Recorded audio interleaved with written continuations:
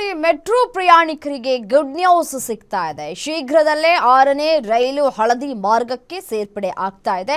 ಹಳದಿ ಮಾರ್ಗದಲ್ಲಿ ಕಾಯುವ ಅವಧಿಯನ್ನ ಇಳಿಕೆ ಮಾಡುವಂತಹ ಸಾಧ್ಯತೆಗಳು ಕೂಡ ಇದೆ.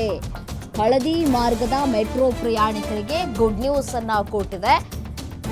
ಶೀಘ್ರದಲ್ಲೇ 6ನೇ ರೈಲು ಹಳದಿ ಮಾರ್ಗಕ್ಕೆ ಸೇರ್ಪಡೆಯಾಗುವಂತಹ ಎಲ್ಲ ಸಾಧ್ಯತೆಗಳು ಕಂಡು ಬರ್ತಾ ಇದೆ. ಹಳದಿ ಮಾರ್ಗದಲ್ಲಿ ಕಾಯುವ ಅವಧಿ ಏನಿತ್ತಲ್ಲ ಅದನ್ನು ಈಗ ಇಳಿಕೆ ಮಾಡಬೇಕು ಅನ್ನುವಂತಹ ನಿರ್ಧಾರಕ್ಕೆ ಬಂದಿದ್ದಾರೆ.